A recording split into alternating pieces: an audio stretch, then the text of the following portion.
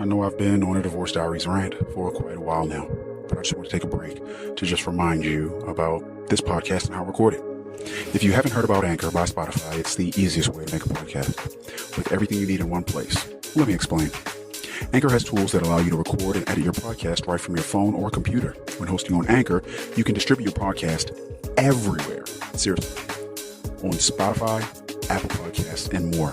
It's everything you need to make a podcast in one place. And best of all, Anchor is totally free.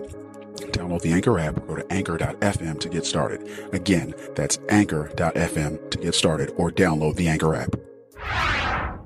Welcome to the Divorce Diaries podcast. One man's anonymous and live account of if he should get a divorce or stay married. He's been cheated on, and he's cheated. Protecting the innocent with changed voice patterns, the omission of names, ages, and genders. His authentic journey and account of the daily events of his marriage are helping him sort out his feelings and not get lost in the ups or the downs. New episodes are released daily. Welcome to the Divorce Diaries podcast. Entire seasons are released on Patreon weeks before anywhere else at Divorce Diaries Podcast Patreon page. Link in description. Now for today's episode. Today sort of got away from me a little bit. Definitely wanted to record this stuff from yesterday, early this morning, but I had a bit of a debacle today. I wasn't able to continue my streak of treating my wife like a 1-year-old. And, just in case you haven't been following the entries, the 1-year-old experiment with my wife is one that is born from my belief, whether incorrect or correct, that my wife, as it were, which, this may be your spouse or significant other as well, cannot be accountable for anything. And a 1-year-old doesn't understand accountability, and that's how it's sort of seeming like with my wife. It's like she just doesn't understand it. She cannot be accountable, and she cannot exhibit extreme accountability or extreme ownership. It's something that she cannot do. In the example of a 1-year-old, there's a cigarette lighter on the table or something, or some matches, The 1-year-old grabs the matches. The only thing you do with the 1-year-old, you kind of quickly take the matches from the 1-year-old and you put them in a place that the 1-year-old can't get them. You pick them up, you maybe kiss them, and maybe you just redirect their attention or replace what was in their hand with a toy. That's what you do with the 1-year-old. And, but when the kid's 2, you may say, hey, don't touch that. Give it to me. Okay. And you expect the 2-year-old to kind of give it to you, maybe with some reluctance, some pushback, but the 2-year-old eventually gives it to you. Then you got a 3-year-old. 3-year-old, it's a little bit more, of a big deal. With the 3-year-old, you're like, hey, what are you doing? You're not supposed to take that. You start talking about what they know. Because you're playing on the 3-year-old's accountability. You're playing on the 2-year-old's budding understanding of right and wrong. But a 1-year-old, you don't do that. A 1-year-old, you just take it away. You don't try to explain anything. You don't try to go down the path of, do you understand? And this is bad. And at the most, you may say, oh, we don't touch these. That's it. That's as far as you go with the 1-year-old. So I am running an experiment because every time that I've tried to get my wife to understand the error in her perspective, her judgment, her decision making, it could be pre, during, or post something, I tend to typically fail, and there's always resistance that I'm met with from her. So today, like I said yesterday, there was a really bad conversation where my wife is just continuing to enable our oldest kid, but she just doesn't view it as enabling. She doesn't view everything that she's doing as harmful to the kid. She thinks that what she's doing and how she's doing things it's perfectly okay. Even though this kid is slowly devolving, this kid's not in school anymore. This kid is went through the process where we live of getting a recreational license for drugs and is using that. And the kid's just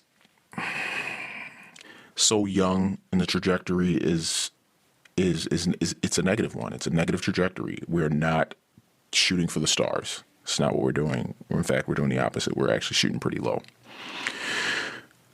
And one of my other kids is talking to my wife, and this kid's like, look, you're enabling them. And so I kind of brought it up this morning. Actually, I'm going to grab my questions that I asked. Sorry, I had to grab my little recycle bin.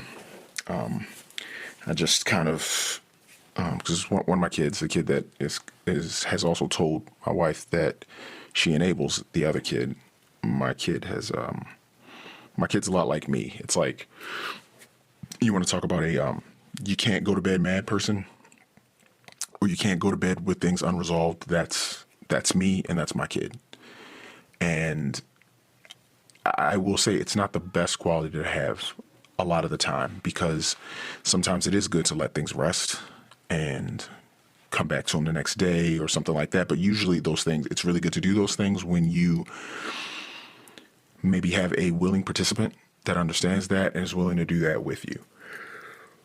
And so I kind of led with that this morning when I'm talking to my wife. I'm like, hey, you know how this kid is, how this kid had that problem with their best friend. They just kind of really needed to solve it. And they send long text messages and have long phone calls and always want to revisit. And it's hard. Some of us are wired differently, and my wife's wired differently than I am. She wants to feel good all the time, and she doesn't ever want to. She'll tell you she does, because she told me she did this morning, but she never wants to have the difficult conversations about the heavy things that might have really significantly negative ramifications to a person, herself, a family member, anything like that. It's just really hard getting my wife to understand that her actions may have caused X outcome or Y result, something like that. So it's really difficult, my wife, dealing with her because of that fact. So I just kind of talked to her, and I'm like, hey, when you kind of flew off the handle a little bit yesterday, I said, do you understand that what you're doing with our kid is pretty much the same thing you're doing with that your mom is doing with your sibling? And there's been a lot of enabling there. And I'll just tell you that my sister-in-law has several children by several different men. And I won't give the numbers, protecting the innocent of the children or the men. So, but it's more than one kid, more than one guy. So, and, she's not an old person by any means. It's that typical story. Some horrible Lifetime movie or some Blind Side type bullshit or whatever. That's what this girl's life is. It is just not a good life. There aren't good men in it. She's not a great person. She's a very nice person. She's a very good person, but she makes really bad decisions with men, with money, with weight, with food, with direction, intention, everything. Just her life is a catastrophe. So, and that has been all enabled by her mother. That's the person that's been in her life, never really held her accountable, always gave her a soft place to land, never said anything negative about what she was doing or her life or her choices, because they are a very judgment-free family. And it's gotten her nowhere. And it also just cripples her decision-making. Like, she just can't make good decisions because she hasn't been allowed to fail and feel. So there's really no way, to be honest with you, there's no way that she'll ever learn from her mistakes like a lot of people need to. There's no way that'll happen. So I said that, and she's like, no, I'm not. I'm not enabling our kid. I know you and our other kids say that I am. I am not enabling the kid. I'm not. You're wrong. And I said, okay. And I said, what if you are, I won't say wrong. I said, what if you are mistaken? What if you are mistaken and you are enabling? Well, I'm not. So done. And I'm like, okay. So there we go. Right there. there wasn't even a thought about how the kid's life is working out and if her actions might even approach incorrect. And when you have a person in your life like that, you have to know, it's not like a friend or family member, my wife, because a friend, you just kind of, I don't see this friend in these situations. Well, me and this friend don't talk politics. Oh, I can't go out drinking with that friend. Oh, I have to go out with that friend and have a drink. It's a great time. You've got situational friends. And family, it's like, oof, man, I'm glad I only have to see that person on Thanksgiving. Or, yikes, I can't even take them on Thanksgiving. Ooh, got to take them in small doses. All those things, right? But when it's your spouse, you're like, ooh, there is no taking them in doses. I mean, you could try, which I am trying. But what I'm finding is the type of person that I am, one, I am recording a diary of me considering getting a divorce in the form of therapy. That's what I'm doing. So I'm clearly a talker, and I like to communicate, and I like to get shit off my chest and solved. I'm a results-oriented person. That's me.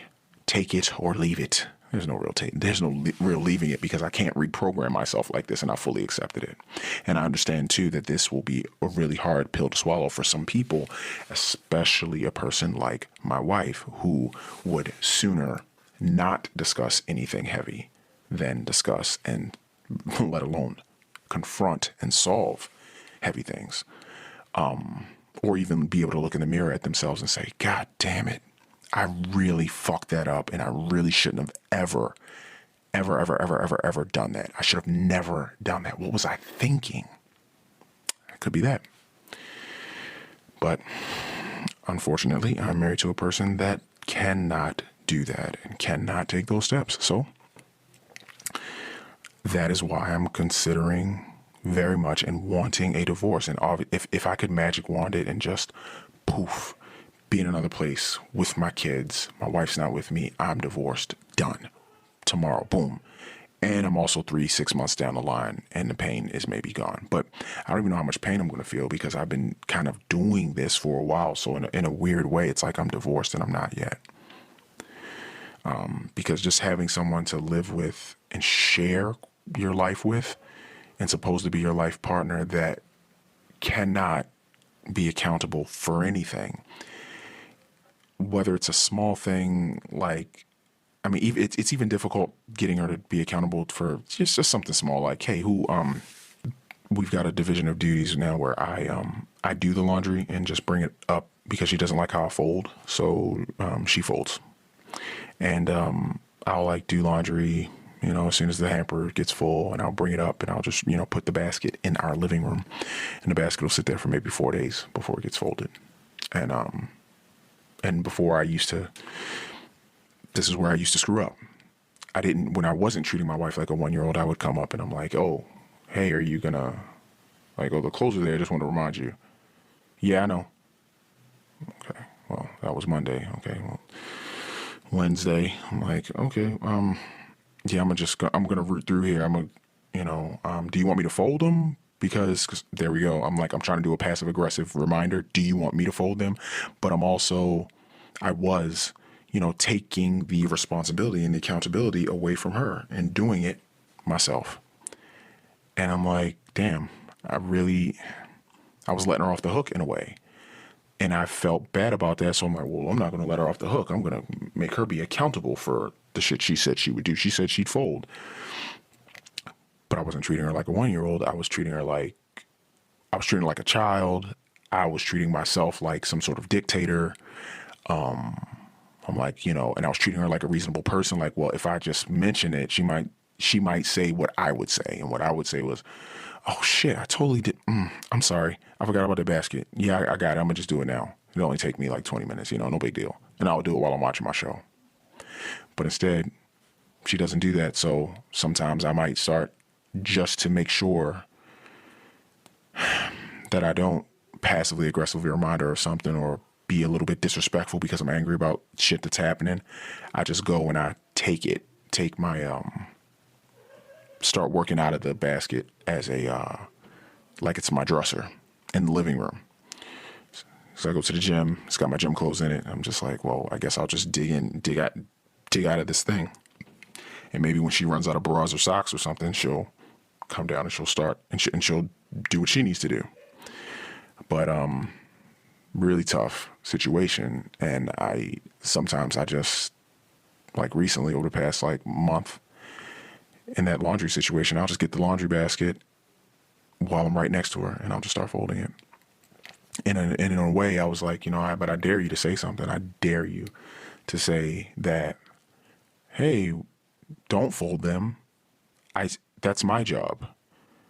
Because then my only response would be something like, well, then why haven't you done it? Why have you not done it? Yes, it is your job. So why aren't you doing it? And that always makes things difficult, makes things tough. And I don't want to do that because I don't want to fight anymore. I was thinking that it kind of came with the territory, and I was thinking that maybe I would have to fight with my wife. And that's just how it is. And that's what I hear people say, but it doesn't have to be. That's what I've chosen to make myself believe. Because I talked to so many guys that were married that had the same sort of cookie cutter problems with their wives, and I started to separate myself from the notion that we as people are as different as I thought or hoped we were.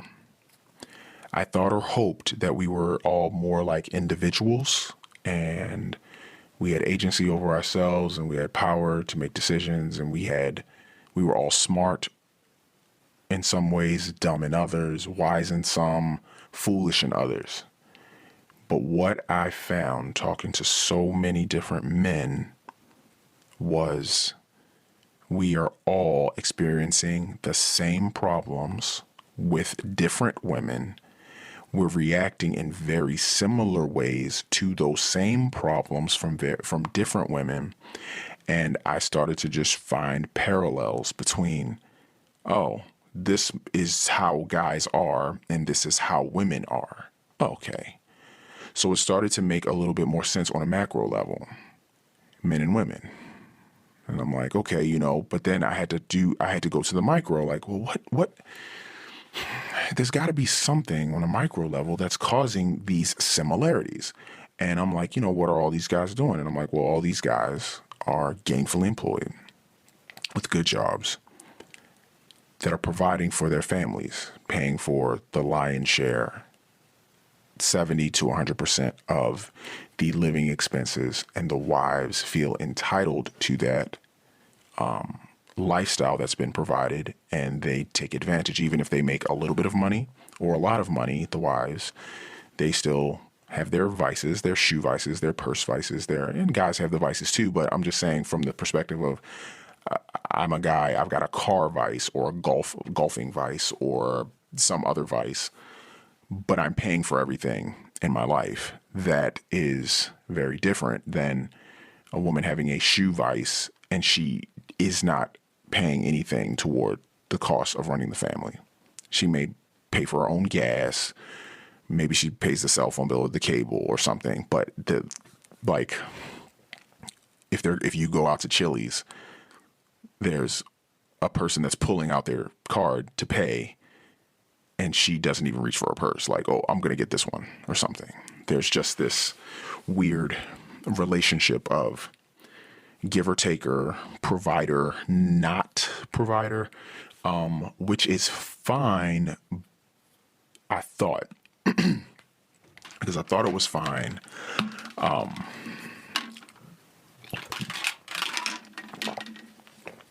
Sorry, I take a sip of water. One more. But I thought that, I wouldn't be stupid enough to marry a selfish woman. And this is what I thought before, especially this other guy. He told me about how his wife cheated on him. And man, she brought another guy in the house and she did it in the bed where they sleep. And this guy, house maybe $600,000. And he provided so much. His wife was a quote unquote stay-at-home mom with a 16 and 14-year-old, and she was still a stay-at-home mom. She was a stay-at-home mom from the time the first one was born to that. But she was working part-time. She was working like 2-3 days a week or something like that at a job. And definitely not enough to afford that $600,000 house life with, 3 cars, only 2 of them, and, decks on the house and swimming pools and all this crap. And she fucks a guy at work and, brings the guy back to the place when she's working part-time. So basically the days that she was off, she had a dude in the house and they were getting it in. It's like, God damn.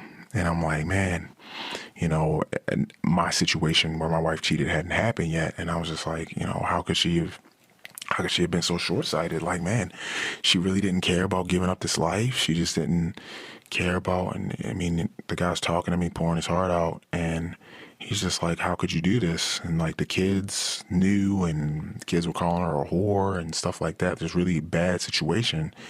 And the whole time she's crying, and she's like, I was hurting, and why can't you guys understand that? And I didn't want to hurt you, and I don't know what the kids are upset for.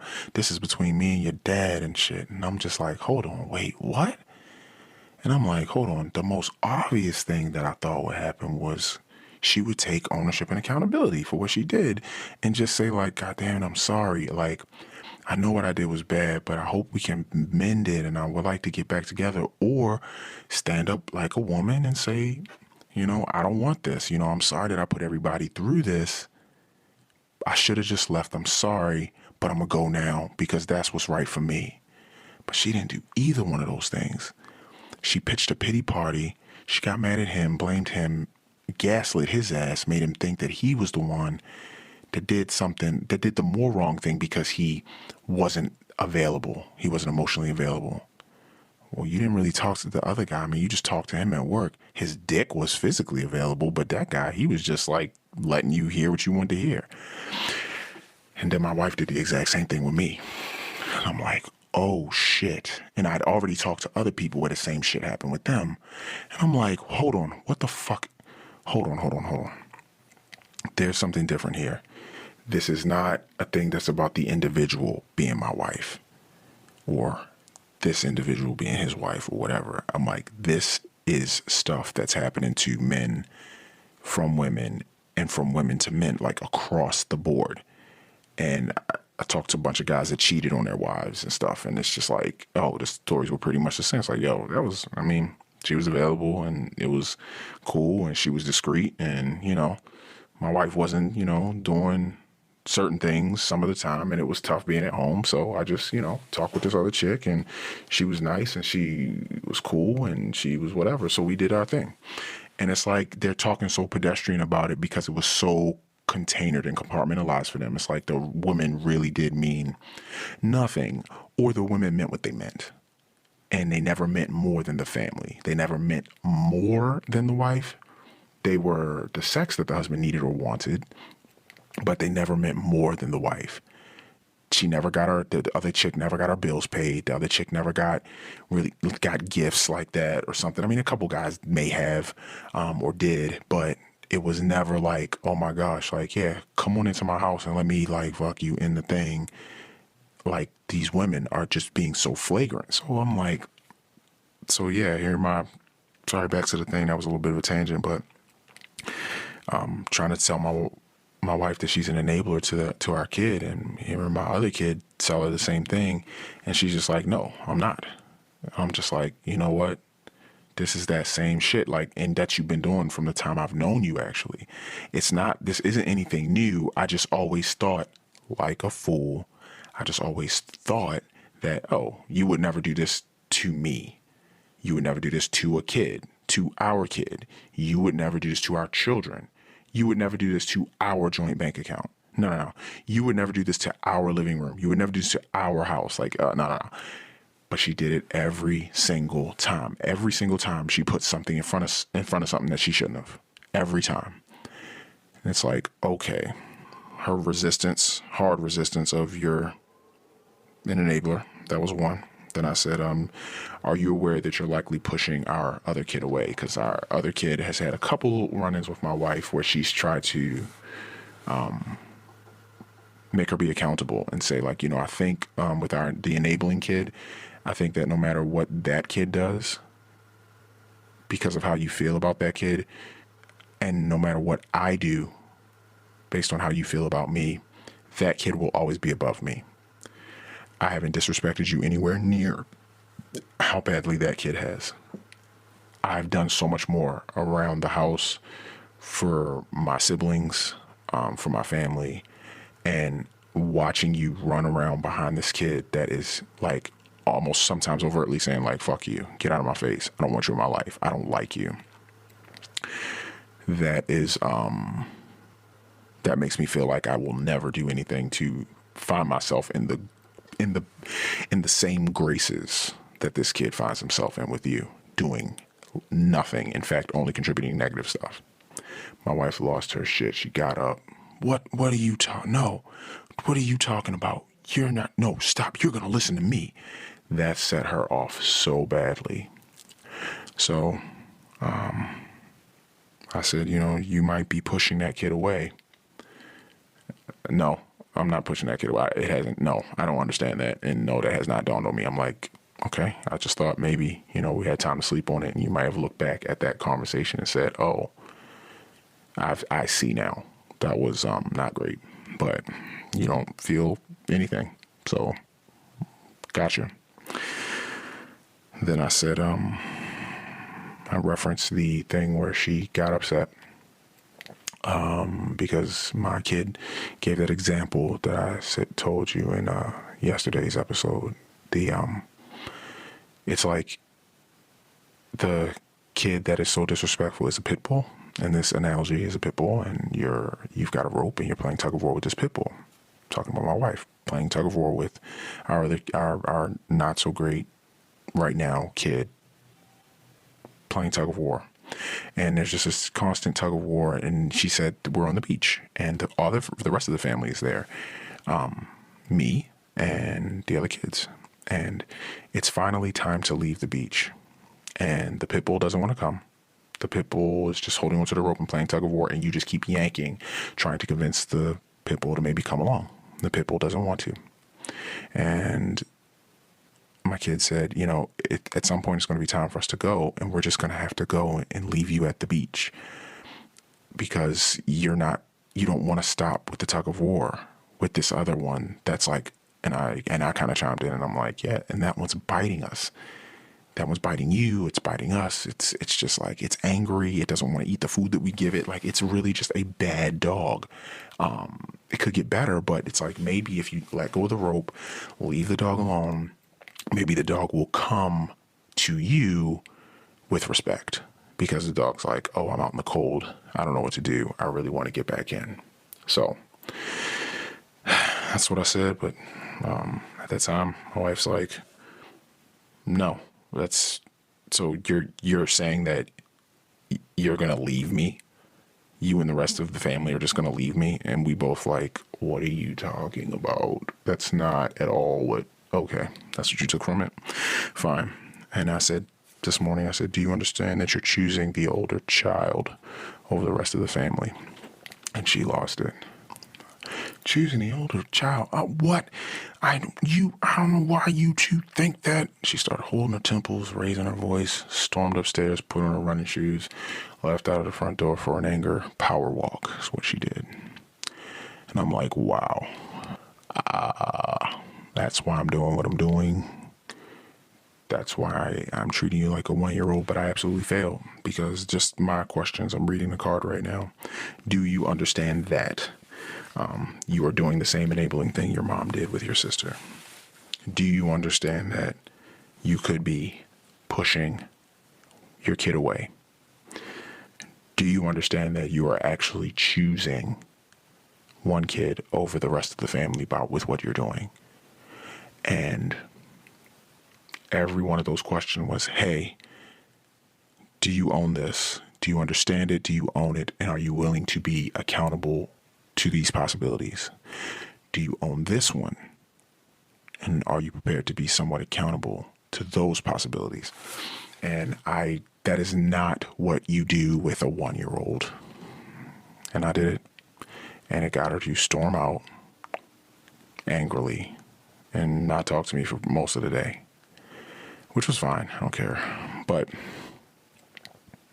that was my fault, my dumbness, because I just kind of made the day not great. But then she still came back and she like cooked that meal that, you know, she was supposed to cook for like the past 4 days or whatever. She did do that. And I'm like, oh, thanks for that. Oh, thanks for cooking. Oh. Because I was trying to just get back into my promise to myself, which is I'm going to treat you like a child. A 1-year-old child, specifically a 1-year-old, not a 7-year-old. They're too mature. A 7-year-old can be reasoned with and talked to, punished, whatever. But an adult woman, my wife, needs to be treated specifically like a 1-year-old. No accountability. Don't hold them accountable. Don't say anything. Don't remind her of how she's missed the mark. Drop the ball. Don't do any of that. Just simply let her do whatever she does. Put the scissors away in a drawer she can't reach, which is for me, it's like, oh no, don't give her any money. Don't pay for anything of hers. Don't give her enough rope to hang herself. Be there for her as much as you would be for a 1-year-old. With a 1-year-old, you're not really emotionally there for the 1-year-old. You're not. Because you're experiencing things differently. The 1-year-old falls down and scrapes their knee. You're not emotionally there for them because it's not like a swapping of things. Like, it's not like the 1-year-old's going through something and the 1-year-old's trying to get it figured out. The 1-year-old's struggling with a friendship that they're having. No. The 1-year-old skinned their knee, and what they need to be is lifted off the ground. And maybe you very quickly brush it off and you look at them and you start smiling to redirect into like, it's okay. That's what happens. Don't you worry. Your knee is fine. You kiss the knee. Look at that. It's fine. Okay, go get your ball. And they're crying as they limp away, hobble, but then they run, they grab the ball and they're playing again. And then they maybe even fall down again quickly. Just a 1-year-old, just, hey, smile, put on the stupid fucking voice. You're not connecting. You're doing what a parent does. You're soothing. That's what you're doing. You're soothing. You're not connecting, but you're soothing. Yeah, soothing is a connection. Fuck you. That's not what I mean. You're soothing the 1-year-old. So I have to soothe my wife. Oh, fucking exhausting. Oh, I have to pick up my wife, brush her knees off, and tell her she can get back out there. Even if she can't, because the 1-year-old fell because the 1-year-old was jumping off of something that was too high. That was stupid what the 1-year-old did. Or they crawled off it too fast or something. They got a little ahead of themselves. But I can't tell the 1-year-old, hey, this is too tall for you. Hey, you shouldn't do this. No, I'm just going to pick the 1-year-old up and put them on something that I know they can handle. And that's what you have to do. Or that's what I'm finding I have to do. And our days are going so much better when I just go through the day treating her like a 1-year-old every time she does something stupid, wrong, inappropriate, incorrect, puts on a shirt with curse words on it in front of our young children, or something so dumb. Because I used to have so many fights about that. Oh my gosh. That shirt has shit on it. That word shit. Like, our kid's like 5, or our kid's 8 or 7, and they can read. Like, just words. And it's like, I could hear the rebellion in her voice. I could hear the rebellion. It's like, you're not my dad. Don't fucking tell me I can't fucking wear a shirt with a curse word on it. Fuck you, man. You're the man, and fuck you. It's like, it's not about me, sweetie. It's about our kids. Like, I mean, we're trying not to, we don't want them to curse. Well, they need to know sometimes. Curse words are just words, and we don't need to put so much value on them. Really. If they say that word in school, they're going to get in trouble. So I agree that it's quote unquote just a word, but there are a lot of words that we don't say. There's an N word that our culture doesn't like. There's an R word that another culture doesn't like. There's lots of words that begin with S and T and V and all this other crap people don't like. And we try not to say those words because while they're words, different words do have different meanings and different connotations, which is why we don't say them. Good morning. That's okay because we know what it means. But yeah, putting shit on a shirt for a kid and they go to school and say it, I mean, it'll be a tough thing. And I'm wondering, I'm an adult, you're an adult. Why are we going back and forth with each other about wearing curse words around school-age kids? What the fuck? And why are you pushing back so hard? Why are you not trying to own the fact that you might get our kids in trouble at school? Why would you want to do that? Oh, because you're rebelling against me and you think I'm the authority, or you think I'm a controlling man and this is just another thing that I'm doing to control you. Gotcha. So as the child you are, you must rebel against this thing. If there is a man in the world, you're the man. We got to stand up to the man. If you look at your husband, me, as the man, then I guess you do have to rebel against me. I guess you have to do what you want with your money because you've got agency. I guess you've got to do what you can do with your own pussy because, ooh, fuck him. He thinks this is his and no way. Watch who I let inside. I can do what I want. Fuck you. I'll do what I want. That was and is the theme that I have seen with most of the good guys that I know. I didn't say clean or squeaky clean. I said good guys that I know that have been providing for their families, trying very hard with their wives, and finding themselves on the wrong side of cheating. Not that there's a right side, but finding themselves on the being cheated on side. And their wives are, very, very comfortable in not having to be accountable for what they did. So, after my wife stormed out today, when I tried to hold her accountable, I just kind of said, yeah. And it doesn't even affect me before. I mean, oh my gosh, when I used to be such a weak guy, or so much more weak, wait, don't leave. I'll come back, or she comes back and I'm like, you good now? Something passive aggressive, which is also very weak. I mean, being a passive aggressive man or person is just weak. It's just like, I'm not going to pay any attention to you. None. And when we're divorced, I mean, she'll never get it. I've talked to divorced women. He was this, he was that. And as they're breaking down the game film and I just let them talk and talk and talk, find that he was also talking to you about your spending. Oh, you look to be 100 pounds heavier than you were when you met, probably. Oh, you're about 50 years old now, and you look to be a woman that's about 5'5", 220. Wow. Oh, is that your little beat-up Honda outside? Okay. Oh, do you have the bedazzled stuff on your purse? Wow, you're so mature. You're so elegant. You're so womanly. You're so classy. You glide when you clod around. You wear those little rocking chair looking Skechers, some bullshit. You have lots of makeup caked on your face, or you don't wear makeup anymore because, you don't have to impress anybody. You say all the time, who do I have to impress? I guess no one.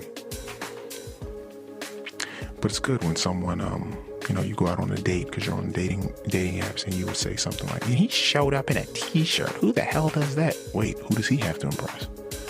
Oh, right. You think you're the prize. He should have dressed to impress you because it's a date. Who the hell wears a t-shirt to a date, right? But you don't have to impress anybody. It's weird, the double standard. It's weird, the extreme ownership and the accountability that people do not have. So the quicker I swallowed that red pill of knowledge, the easier it was for me to step into making this Divorce Diaries podcast and understanding exactly who my wife is, who she always was, and who she most likely is not trying to be. And that's an understanding, empathetic, compassionate, accountable person. And why would I, or any person, why would they want to spend their life with somebody that is not that?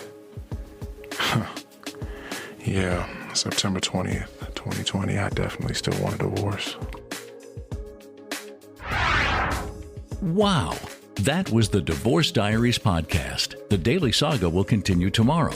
The full season's episodes are on Patreon now. Subscribe for early access. Click the Patreon link in the description. Hopefully, these entries help our anonymous recorder as a form of his own personal therapy. That's his hope and his intention. Will these recordings of life's curveballs lead this family to the best resolution in the end? We'll keep listening. New episodes are released daily on all podcast players, but all episodes are available on Patreon at Divorce Diaries Podcast Patreon page. Until next time.